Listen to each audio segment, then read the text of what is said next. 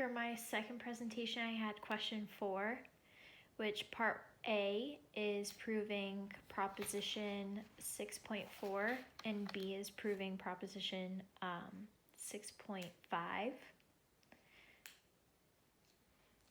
So for the first part, the first thing that we're going to do is we're going to let V, W, and Y be vector spaces over F. We're going to let alpha be an element of the homomorphism of VW.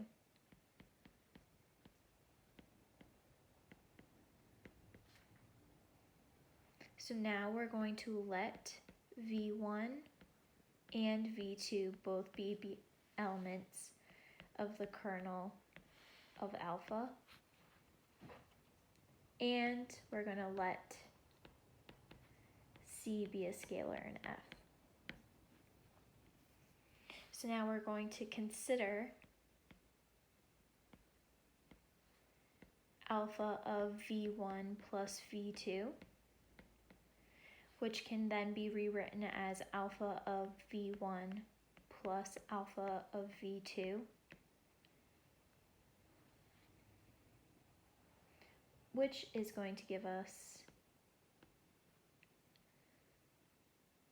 0 plus 0, which is equal to 0.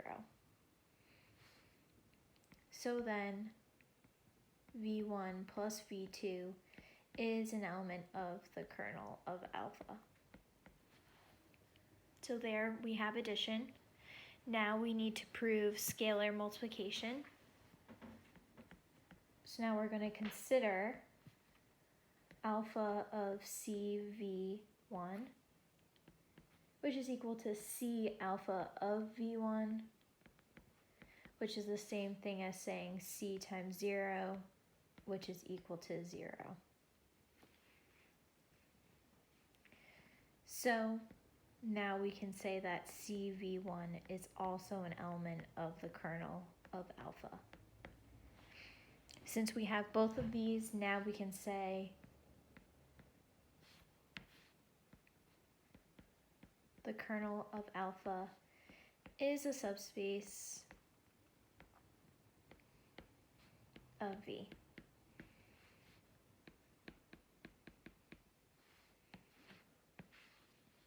So now for B, we're going to start with the same assumptions.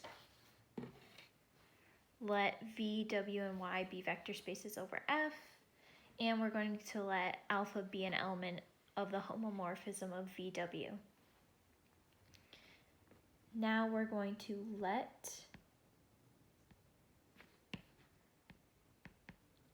alpha of V1 and alpha of V2 both be elements of the image of alpha. And the scalar C an element of F.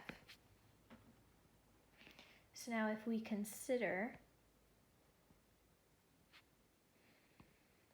alpha of V1 plus alpha of V2, we get alpha of V1 plus V2, which is an element of the image of alpha.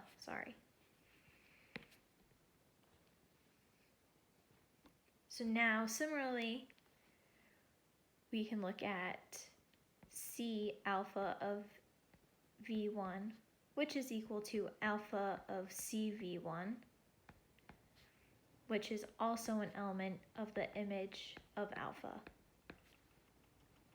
Since we both have addition and scalar, we can then say that the image of alpha is a subspace